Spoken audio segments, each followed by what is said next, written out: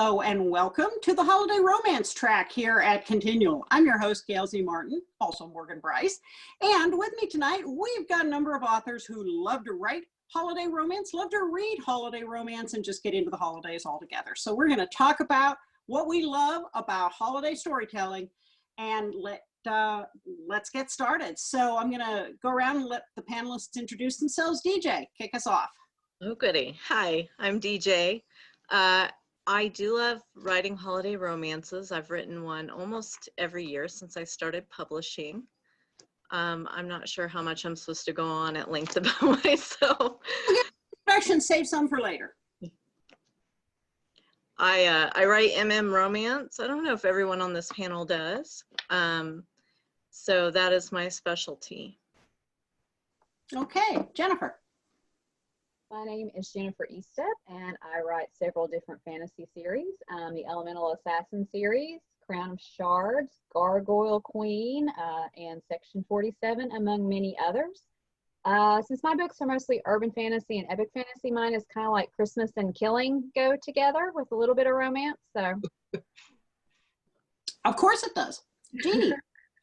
I'm Jeanne Adams. I write urban fantasy, paranormal romantic suspense, and romantic suspense.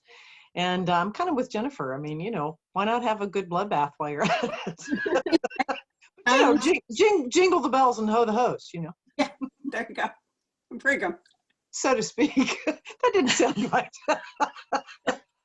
I think that means what you think it means. Exactly. My name is Brigham. I've been published for about 7 years, and I write LGBT romance. I have some stories, some lesbian romance, some poly stories, and I have one YA book, which actually does happen to be a holiday story. So I've done Christmas, I've done Halloween, I've also done Valentine's Day. I don't know if we're talking all holidays or just winter holidays. All holidays are good. All right, so I have a kind of a broad range of holiday romances across those genres. So. Awesome. No killing, however. No killing. Oh, Neither. Not yet. There's Not always yet. time. As Gail Z. Martin, I write epic fantasy, urban fantasy, steampunk, and more, and some of those have holidays in them as well. As Morgan Brice, I write urban fantasy, male paranormal romance, and several of those are indeed holidays, although yes, there is holidays and killing with that because they're also urban fantasy. So let's start by talking about what have you written that are holiday romance, and we'll broaden that to any holiday. Brigham. Okay, my young adult book is set at Christmas. It's about a young gay man who is kicked out of his house. He's homeless and living on the street, and he wanders into his former boyfriend's family's gift shop, and it's just a few days before Christmas. It's snowy and cold, and he's miserable, and it's sort of his coming to accept help for himself and for his little sister, and it's all about it's called Finding Warmth, and so it's all about finding warmth at the holiday season and finding a family again, and feeling all that love and Christmas spirit to help him and his sister out. And it was really interesting to write. I never planned to do YA, but all of a sudden the idea popped in my head, and it was Christmas, and I thought, well, why not? So I also have a Valentine's Day polyamorous romance. That's MMF. I have a Halloween vampire short story, and so I've kind of covered a little bit of all the holidays, but this year I just finished and sent off to my beta readers a Christmas romance. It's kind of set from Thanksgiving to Christmas, or Thanksgiving to New Year's almost, and it's a male romance called Cabin Fever, and I'm really excited about that. It's an age gap romance, so that'll be fun. Cool. Jeanne? Oh gosh, I haven't covered Valentine's Day. I think that's about the only one. I have a Halloween story in one of my major series is The Witches of Haven Harbor, which started with the book The Witch's Walk, which features starts in September and goes through Halloween. And I have several Halloween stories in that series, including the newly released Trick or Treat at Caneham Castle, which Gail is also in as Morgan Brice. Mm-hmm. And she was in that as Gail last year with Christmas at Caneham Castle. And so I have that one. I have Crashing Through the Snow, which is set at Christmas and New Year's, in between Christmas and New Year's. And then I have a Thanksgiving suspense romance called Deadly Delivery. So I touched a lot of them. I haven't hit Valentine's Day, Memorial Day, or 4th of July yet. I'll have to work those in. got to get the, and Easter. I didn't hear Easter. Oh, yes, Easter. Got to have Easter. Hey, goals, squad goals. Exactly. How about you, Jennifer? I've written a couple of different things. I have a Halloween short story in one of my YA series, although it's not really romance, but you know, it's just they go trick or treating and then like something tries to kill them. So more killing holiday. But you know, I kind of feel like every urban fantasy author has like a Halloween story where things go terribly wrong.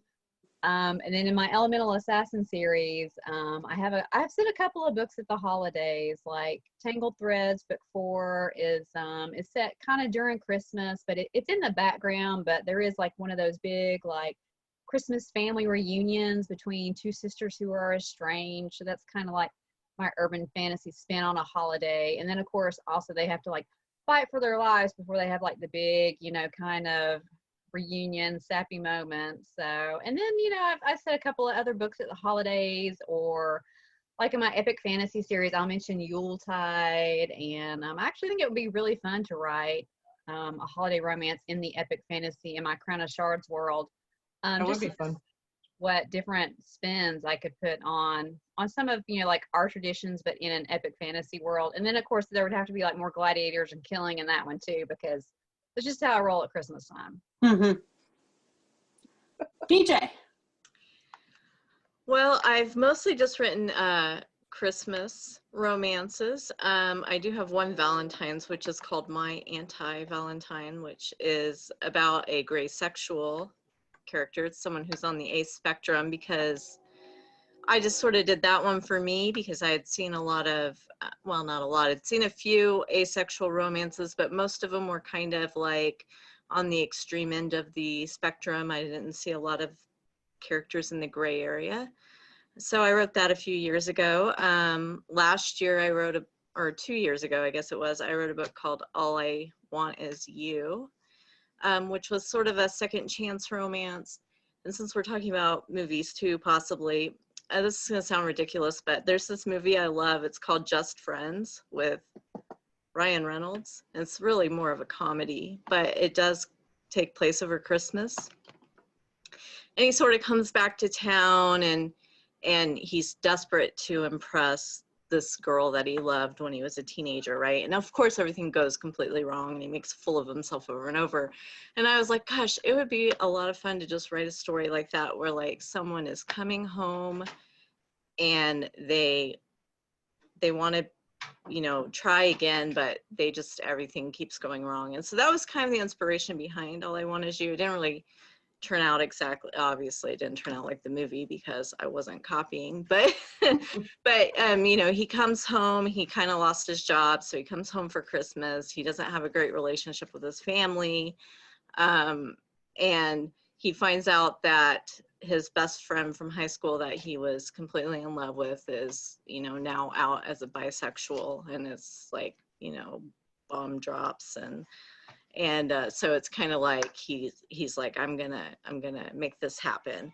So it's just like a very sweet romance. I always tie in a lot of family. I tie in a lot of like tradition. I try to put different spins on tradition, so you know, it's not just the Christmas tree, but you know, in my current book I'm writing right now, I worked in, like, I asked my Facebook group full of readers, just like, what do you guys do for the holidays, you know, so that I could get like a bunch of different ideas to try to put something more interesting in there than just, oh, we open presents. And so in the book I just wrote now, which is like a snowed in romance, they have a tradition in their family called like the Christmas box, and everyone has a box and gifts are put in the box, but you don't know who gave you the gifts. There's no names on anything, and all the gifts have to fit in a box. And so I just like to kind of put in like unique traditions and things like that.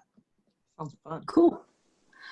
Well, as I've written more holiday romance as Morgan Brice than as Gail, although in my Chronicles the Necromancer series, to your point, Jennifer, we do have Winter's Tide, which is the big, you know, solstice winter celebration, and not exactly Christmas for a lot of the reasons, but it's the winter solstice and all the winter stuff that goes with it. So that was kind of fun. With Morgan Brice, I have done Valentine's Day. I've done a number of Halloweens, but you could argue that since I write about ghost hunters, monster hunters, demon hunters, and people who, you know, and vampires and shifters, every day is Halloween in a way. And I did a Thanksgiving one with a witch who came back and reenacted a murder every year for the benefit of a vampire who was stuck permanently as a small child and wanted to have dinner with a family, and then wanted to have dinner with the family. And it didn't go well, but they did stop that. And don't need to worry about that anymore. And I've had Krampus show up because you kind of need to. But I think one of my favorites, in my Witchbane series, they're hunting a dark warlock in Pittsburgh, and the two demon hunters help them. And one of them, as a day job, runs a halfway house in a rundown neighborhood of Pittsburgh. So they all go stay for Christmas and New Year's with him so that he has company, because he can't leave the halfway house. And so they keep him company there at the mission. And the other one was just fun because it's Lucky Town in the Badlands series. And one of my characters comes from this very buttoned down, well-to-do family where, you know, the turkey was brought in, all the fixings, they're perfect, but none of it's homemade, and everybody's very cold. And he goes to Pittsburgh to visit his new boyfriend's family, which is this loud, wonderful Italian Catholic family of cops, and there are 10 siblings, and his boyfriend's in the middle, so he gets to see him be treated like the little brother, and everybody is just loud and wonderful and accepting, and he's totally blown away. So, you know, that was kind of fun to bring in also some of those holidays. It's just kind of fun to do holiday stories. So that leads me into my next question, which is, why do you think readers love holiday stories? What is it to you? What to you defines what readers are looking for in these stories? Jeannie. Well, I think it's one of those things where you don't have to actually create a conflict for there to be conflict at the holidays. Everybody knows this is the topic you avoid at dinner, or you go and you grit your teeth and you get through lunch, and then you get to see the other side of the family for dinner, and that's fun. You know, you don't have to create a conflict over the holidays. It's just full of conflict. And I think as a reader, you can relate so easily to whatever an author sets up as a conflict, because you either have it in your own family, you have it in your outlaws or your in-laws, or your siblings have it in their in-laws, or you know somebody who's got that issue. And you know, when you're writing anything in the LGBTQ world, you have automatic built-in conflicts with some people at the holidays. And so, you know, everybody can relate to it.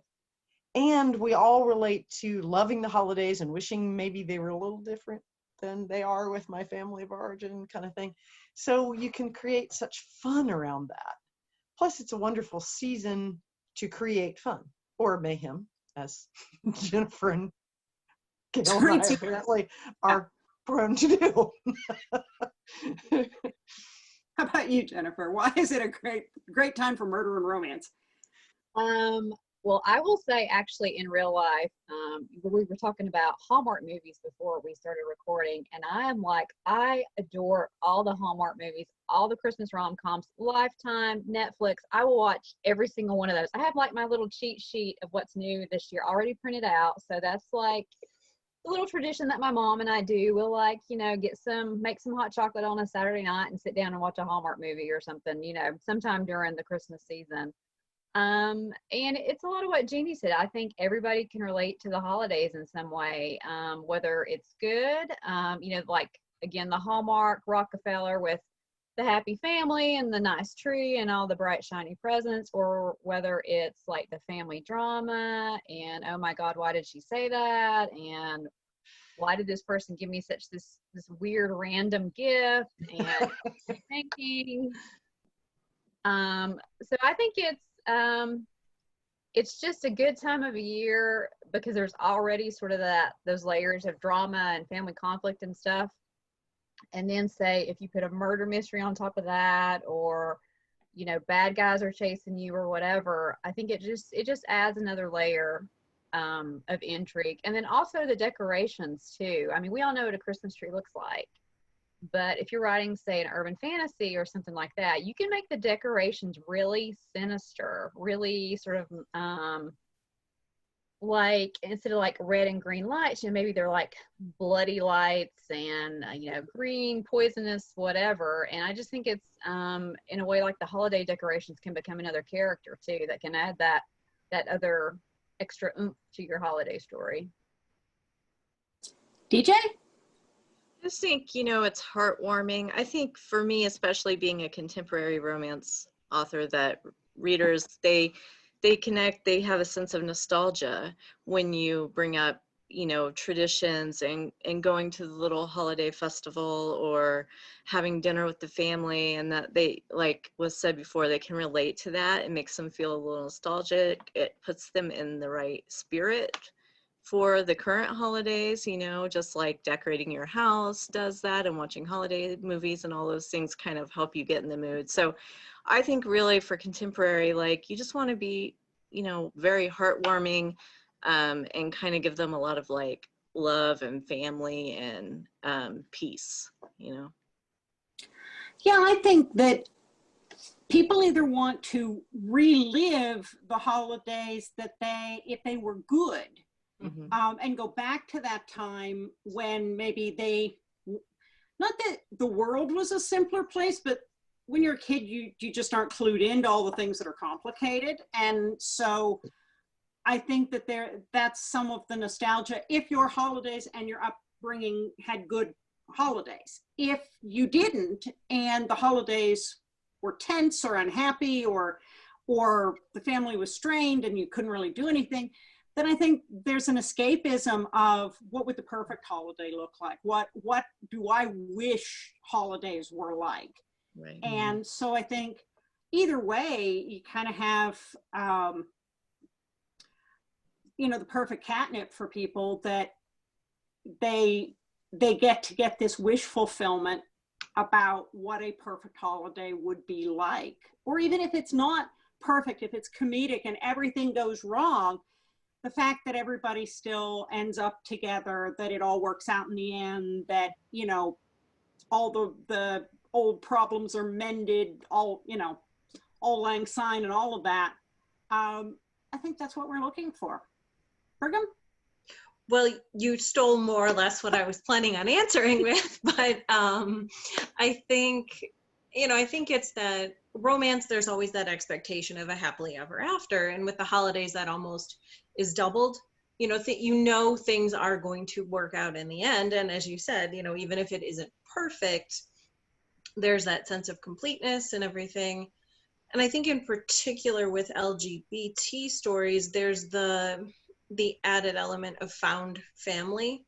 So many people do not have family of origin that is accepting. So many people have had to create their own families. And in general, I love writing those stories, but I think with the holidays, it's even kind of a bigger deal, and I feel like this may be why I tend to write series, is because I always end up creating these worlds where characters have really good friends, and then they become such important parts of their lives that then, you know, I've got to go on and tell their stories. But I think that's even more critical at the holidays. There's that sense of, well, you know, maybe my parents weren't accepting, but hey, here's my best friend and they love me for who I am. They support who I'm with. We're going to create our own new holiday traditions, you know, and I think that sense of community is really extra important to people at the holidays. And so for readers, even if they aren't finding that in their life, they can then find that in the books. Yeah, very much. Found family is such a huge theme in so much romance, especially with the male or the LGBTQ romance for that reason. Although, you know, it shows up in other places too, because a lot of people, regardless of their orientation, didn't necessarily get on with the people they were born to. So yeah, I think it's a powerful theme. We touched a little bit on some of our favorites written or movies by others, but let's talk about some of the holiday books other people have written that we just love. Maybe we pull them out every year, or maybe they're just, you know, our favorites. Jennifer, how about you? Well, it's funny that we're doing this panel tonight because over the past weekend I went to the local Barnes & Noble. I picked up like several holiday romances. So some of the ones on my TBR pile this year are The 12 Dogs of Christmas by Lizzie Shane, because, I mean, holidays and animals, who doesn't love that? And then I also have Mistletoe and Mr. Right, which I thought looked super cute. And then in addition to holiday romance, I also love a royal romance. So A Princess for Christmas is looks like all of my catnip right here. So that's some of the ones It's off 2 boxes right there. Yeah, really. So those are some of the holiday romances that I'll be reading. And actually, I was putting together kind of a list for my newsletter. I do like a gift guide in November, and there are so many holiday romances out there. I mean, you can find something that you like, whether it's enemies to lovers, or like you said, found family, or, you know, Christmas in an exotic location. You know, there is a romance out there for everybody. DJ, how about you? You're gonna call on me before I was ready. I have, you know, a few favorite authors in the romance genre. I think Kira Andrews is one of the best for holiday romances. And I was trying to remember what are the titles of all these books that I've read. But of course, I'm drawing a blank. But, you know, she's written about, you know, different themes, kind of the second chance romance and the found family. She's written about, you know, someone who is Jewish, so not just always the straightforward Christian American type persona. And she's just, she always tells very emotional, moving stories, and she has one almost every year. So she's one of my favorite authors to read over the holidays. Actually, my first Jay Northcote read was a holiday book. And so that's kind of how I started reading some of his books too. And our genre especially is full of holiday romance. More come out every year, but you know, you can choose from 50 different books if you want to every single year. So to stand out gets kind of tricky, but those are kind of my favorites. Awesome. Jeannie? Oh gosh. I'm making notes because the books Jennifer showed and what DJ was saying. I think there are so many great ones that come out every year, and it's such a treat to find new ones. That's fun. But I also like to go to the old favorites. Anna Campbell has a couple, she's got 2 or 3 different Christmas ones, and I go back and reread those. She did one for what was an anthology, but it's now taken down. It was called Magic Under the Mistletoe, I think. Anyway, her story was A Major for Christmas, and it was absolutely delightful. It's a sort of rekindled love story. And then Joe Beverly has this absolutely ancient story from Zebra, and it was called The Christmas Angel. I don't even know if it's still available, but this one sits on my bookshelf, you know, and tucked away, and I pull it out, you know, about this time every year. And I don't know if any of y'all ever read Joan Overfield while she was still writing. This one is called A Christmas Fair, and it's absolutely delightful. It's just a romp at a house party, you know, and one of those inheritance stories, you know, the eldest son dies and leaves the family destitute, and because the new heir won't take care of him and all. It's just clever and cute and just everything you want in a Christmas story. And but there's so many great ones. I mean, Nancy Northcott has a couple in her Mages series, and I've enjoyed the ones in the Witchbane series. And so I just kind of cuddle up with a bunch of romances sometimes with when you get, and especially this year, when you get a little bit down or cranky, you can just kind of settle into that and find some family and some hope. Mm-hmm. Brigham, how about you? Anna Martin has a couple, I think, and I'm trying to remember because I feel terrible because I'm going to confuse which author I'm talking about, but I'm pretty sure it's Anna. I was trying to look it up on my phone real quick and I wasn't fast enough. It's about like a winter festival, like a Christmas market in Germany. And it's a really, really good story. And I remember reading, I am of course blanking out on the name. I am not 100% sure on the author, but it was a great book. I'm terrible at names. I can tell you the details of the book, cannot remember anything else. I should have prepared better, clearly, but there is also, and I do not remember who wrote this, there was a fantastic Hanukkah book about a bakery owner and a hockey player, or a hockey coach. Actually, he was a hockey coach, I think, and it was really good. I read it last year, and that was the other one I was supposed to be looking for and could not seem to find. I think Ben might have been in the title, but I don't know for sure. Like I said, clearly terrible at remembering this, but the story stuck out. You'll remember all of them as soon as we hang up from this. Absolutely. It'll be like a download, a cosmic download. Yep. I'm a sucker for series, so Vale Valley and all of those, you know, just sign me up. So Vale Valley usually is set in a fictional town, but various authors write, and all the books are standalone, but sometimes the characters cross over from book to book, and they're just sweet, and there's usually shifters involved or some sort of paranormal creature, male.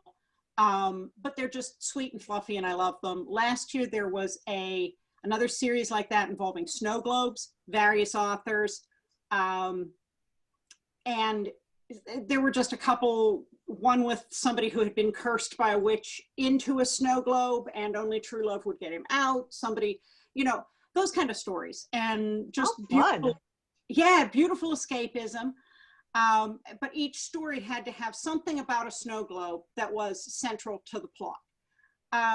Then there was the Christmas Angel series, and that, again, various authors, male, but there's a hand-carved Christmas angel that has its own backstory that we get in one of the books, but it tends to show up when somebody needs it and disappear after they have what their heart desires. Cool. And so it goes through the years. It was originally carved by someone in the 1700s, and the stories all take place in different time periods, from the Victorian era to the Vietnam War to modern day, multiple authors, male, just great story. And then Eli Easton has done a number of just adorable, fluffy, fun romances that make you feel good, and they're great for some hot chocolate and have the fireplace going, and they're just fun. Merry Christmas, Mr. Miggles, I think, is one of them. And you know, it's this dorky guy who thinks he's never going to find love, and he finds family and love and everything else. Yeah, you're right. There are just so many. We could be here all night, but I want to talk about also favorite movies. Jennifer touched on this. And what are the go-to holiday special or TV shows that you just got to watch every year? DJ? Oh, why do you always start with me? Mix it up, honest. I honestly, I don't watch TV specials. And I don't watch Hallmark Um, I don't either. I did, however, I did just have a scene in my book I'm writing this year about various holiday movies. And my husband likes comedies, so I get dragged into watching a lot of these movies that, the Home Alone classics, and Christmas Carol, and what's the one with Ralphie? I hate that movie, but everyone loves it. Christmas Story. A Christmas Story. So those are the movies I probably see the most often. But so yeah, I have not a lot to say. Sorry. That's okay. Jennifer, you mentioned a couple, but surely there are more. Well, yeah, let me tell you now, if anybody ever wants to know about Hallmark Christmas movies, just hit me up on Twitter because, like I said, I watch a lot of them, and the Netflix ones and the Lifetime ones too. And I have my favorites. I really like, one of them is called A Princess for Christmas. Actually, Roger Moore of James Bond fame is in that one, and that one's really cute. It also has the guy from Outlander, Sam Heughan. Am I saying his name right? Hughlin. Hughlin, thank you. And then there's a really cute one with Katrina Law from Arrow called Snow Bride, where she's like a paparazzi reporter and she's trying to get the scoop on this political family. And it has like the fake relationship in it, which is one of my all-time favorite tropes. 9 Lives of Christmas with Brandon Routh. That one's really cute. And then I had never seen Elf with Will Ferrell until a couple of years ago. And I kept seeing it online, and I finally sat down and watched it. And I will say it is very quotable. You sit on a throne of lies, I think, is like probably one of the best quotes from that movie. But like the scenes where he's like drowning everything in candy and maple syrup, it just like kind of makes me cringe a little bit. But I know that's a holiday favorite for a lot of people. And I will say, when I was a kid, every year at Christmas, they would show The Sound of Music. So like in my mind, that is kind of a Christmas movie, but they would always put it on at Christmas and we would always watch it. Yeah, it's like they always ran The Wizard of Oz at Thanksgiving where I grew up. So the movie has nothing to do with Thanksgiving, but in my mind, it's a Thanksgiving movie. Yeah, I hear you. Jeannie? Oh my gosh. Well, my 2 favorite Christmas movies are Die Hard 1 and 2. Die Hard is totally a Christmas movie. Absolutely. Followed hard on the heels by White Christmas and Scrooged, and the George C. Scott version and the Muppet version of A Christmas Carol. We had to explain to our sons last year and demonstrate to them that why Die Hard was a Christmas movie. We thought that was, I had neglected their education somehow. As for other holidays, of course, Halloween is my favorite holiday, so I'm in my element right now with the Adams Family movies and Hocus Pocus and all the others. But as for Christmas movies, if it's not Christmas unless I've seen White Christmas and Die Hard and Scrooged. That one's so funny. Brigham? This is funny because I have never actually watched a Hallmark Christmas movie ever. I somehow, it's lacking in my education, but I am a huge fan of Love Actually, The Holiday, and I love that one. I love that one. Serendipity, which isn't necessarily a Christmas movie, but a lot of it's set like there's some scenes around Christmas and in the winter, and so I don't know, it just they are very like sappy comedic romance, but I really love the heck out of them. This isn't a movie, but my family tradition has always been to go see a local production of A Christmas Carol, and I have seen it every year since I was about 5 or 6. And this is the first year I will not get to see that. So I think I'm going to have to find it. I don't know if it's actually like if they might stream it online or like if the production company might still do it and stage it online. I don't know if they've talked about it, but I think I'm going to have to hunt it down in movie format or something because it's just not Christmas without A Christmas Carol. I think one of the DC theater companies is going to stream it. So you might check into that because I think they are. But Fabulous. If not, you've always got the Muppets. Yeah, you'll always have the Muppets. For sure. I love that Hallmark holiday movies kind of have their own bingo card game that comes with them, so you can check off the tropes as in the Hallmark store literally this past weekend. Oh, I didn't realize it was an actual product. I've seen it online where people have created it, but this is a real. Yes, I took a photo of it. They have created, you can get it at the Hallmark store. It says Hallmark Movie Bingo, and it's like drink hot chocolate, decorate a Christmas tree, sing carols, like literally every little check mark in a Hallmark movie. Mix and yeah, it's kind of like the trope board for writing one. Just, put it in a blender, mix it around, bring it back out. Yeah. Well, Jeannie mentioned, It's a Wonderful Life, both the Muppet, Christmas Carol, both the George C. Scott and the Muppets. I love It's a Wonderful Life, but I have to be in the right mood for it. Maybe not this year. Yeah. But I also love, there's a Queen Latifah movie last Love fall. that movie. Love that movie. Love that movie. Good. That's such a great one that, it's just such a feel-good movie. And of course, everybody knows I love Supernatural. There is a very Supernatural Christmas episode that you just have to watch. But one of the actors who had a minor role in the show was talking about being an actor on a Hallmark movie, Matt Cohen. And his movie is a little different because the actor is Jewish. He plays a Jewish character who is getting taken home to his Christian wife's family for Christmas, surprise, meet my new fiance. And, that's kind of the trope in the story. And he gave us some insights into what it's like as an actor having to do those kissing scenes, because he says it's the most unromantic thing in the world. Because first of all, you have like 30 people and they're all trying to get your head angled just right. And nobody in their right mind would hold their head at that angle when kissing someone. He walked us through all the mechanics of it. And it's probably better not to know and keep the mystique alive. But for me, I grew up with Rudolph and Frosty and the Grinch. So I got to watch all of those.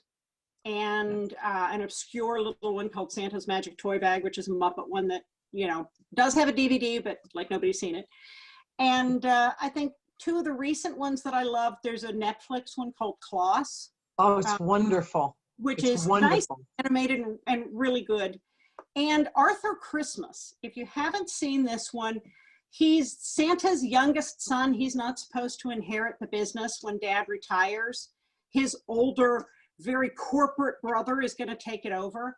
But Arthur's the one who loves Christmas and owns 365 ugly Christmas sweaters, and he gets along better with the reindeer, and he feels it. And it's just a wonderful animated movie, so that's my recommendation. So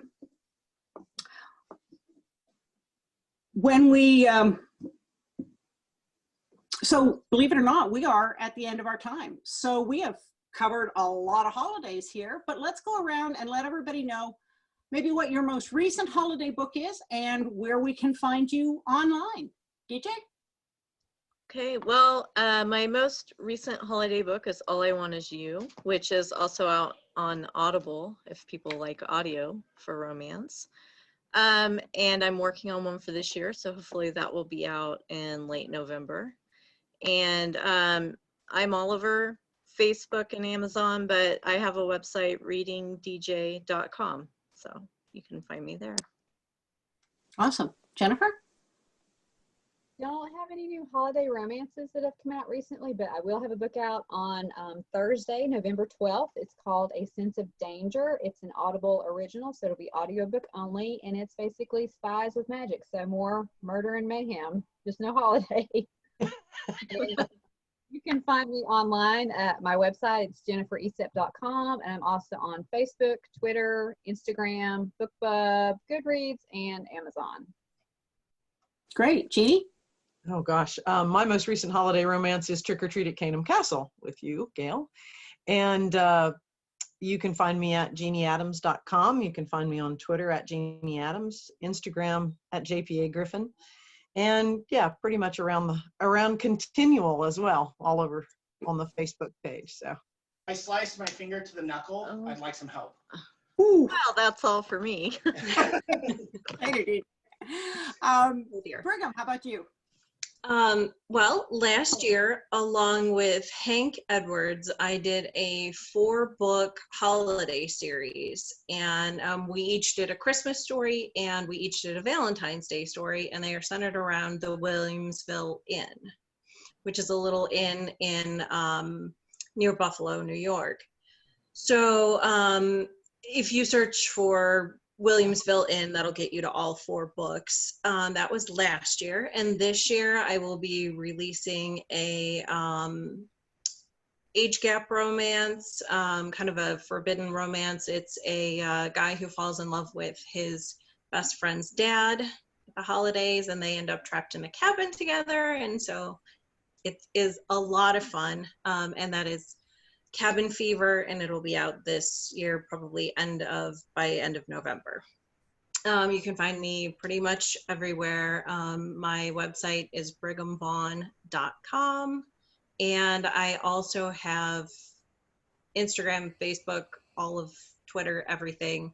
And you can always find my fan group, which is Brigham's Book Nerds on Facebook, and that's fun. We have a really good time there.